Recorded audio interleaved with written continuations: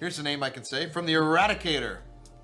People lovers, hello and welcome to this channel. This is the Eradicator, and today it's time to have some serious talk about what's going on with Cloud Imperium and especially their community content. We're having here some footage about the latest episode, which was about bobbleheads. Well, we're not going to actually, yes, we are going to comment about what you guys are thinking about this episode. What is going on here with Jared's editorial choices? I would go as far as saying his professionalism, maybe his motivation towards bringing us quality content for us, the Star Citizen backers, and especially the subscribers who are paying for this content. So that's what this video is going to be about. Now, I want to show you something, guys. I want to show you the like-dislike ratio. Let's update that. Let's refresh that. Here we were at, still here, 341 likes for 1,500 dislikes. I am, of course, one of those disliked. I heavily disliked that Bubble Madness, which is actually, I think that the ratio is even worse than what it used to be. Let's have a look there, guys, at the Star Citizen video, and let's check out, maybe do they have any you know what, let's see, Star Citizen QA, and we're gonna have this video here, that inside Star Citizen about quality assurance here. And here, this was until now the most disliked video for Star Citizen, and you can see that the balance is still pretty, it's not 50-50, but we're much closer here. We are 1,600 likes for 2,100 dislike. This was really one of those videos that was just telling us about, you know, just useless things, corporate type of video that was just saying, hey, you know, these are our guys, we're doing such a great job at doing QA, and that's pretty much it. We did not learn anything, right? Well, this was even worse here in this video with yeah, how much is that? That's just 20% likes, I think. So that is really insane, and it definitely looks like people are not into bobbleheads. But what really concerns me is just how out of touch Jared can be sometimes with what the content that he's producing for us, because that's his job.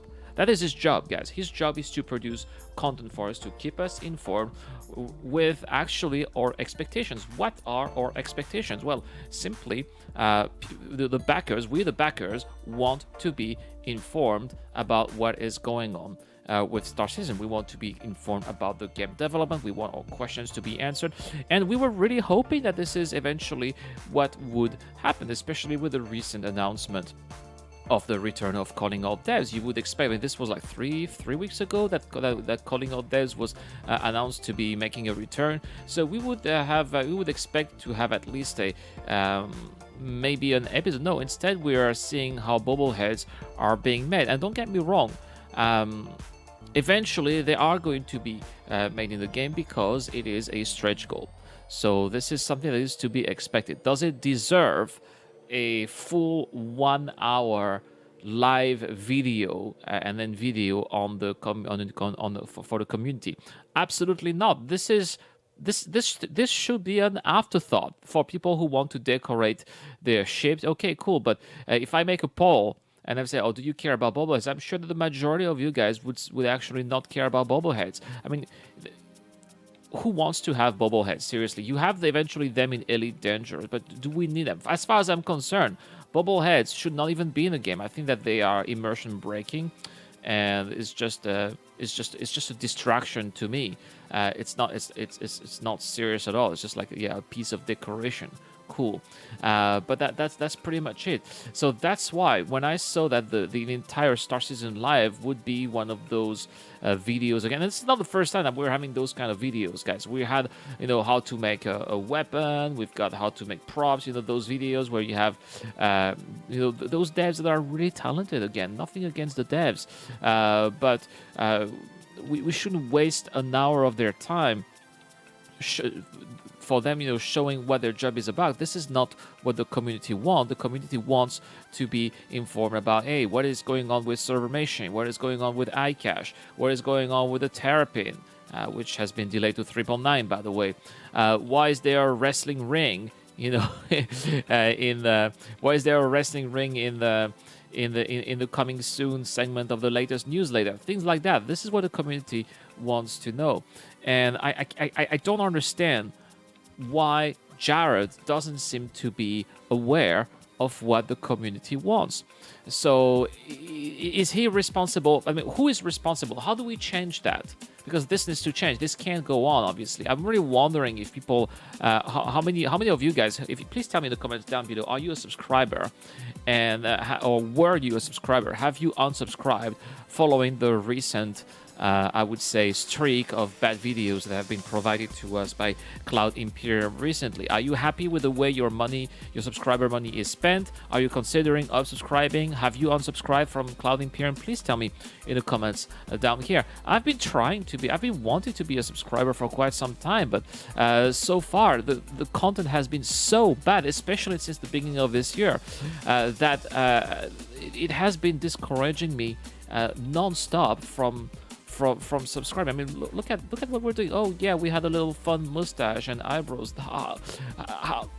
Who cares about this? And especially if we go to Twitch. Let's go to Twitch a little bit here to see the live reactions of people who were there when this was happening. It should be.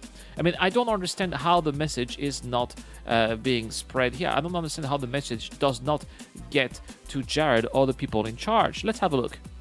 So here we are. This is Twitch here, and we're going to have a look at what the people are saying here, because I was actually very mindfully. So lots of people were expecting to see things about the Karak, for example. Like, where is the Karak, for example?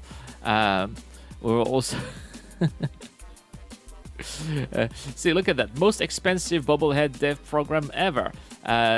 Goodbye, newbie fire here is actually leaving, right? And that also eventually this is also saying, well, I'm not interested with this, I'm out, sorry. And lots of people were also leaving. Now, of course, some people were saying, well, looks cool, okay. And I can understand some people were happy. Maybe some people are into game art. Some people are into game development, like really into the tiny props and details. And that's cool. There's got to be people like that. But this is, again, not what the community is waiting for. So please tell me in the comments down below what you guys are expecting out of these community shows. What do you want to see? What do you want from Star Citizen Live? What do you want from Inside Star Citizen? How can we make Jared be aware of what the community wants? I think that this is also one of the keys to the solution. Perhaps is maybe Jared is taking his inspiration from the wrong place. Maybe Jared has no means of knowing. Maybe he's also hands tied. Maybe people above him are preventing him from giving us the juicy content that we want, and he has no choice but to do that. So this is also something that could be this is also a possible speculation. Anyway, guys, that's all for this video. This a little rant here, but I think that this is something that is really worrisome, and I really think that we need to spread the news here. I think that we really need to make CIG aware that the majority, and I think that this speaks volume here. 300 likes for 1,500 dislikes. This really speaks volume to me. Please share this video. Please like this video so that it gets more exposure, and that so we have more chances of having this kind of message reaching Cloud Imperium, because they really need to know that we are not happy with their community content.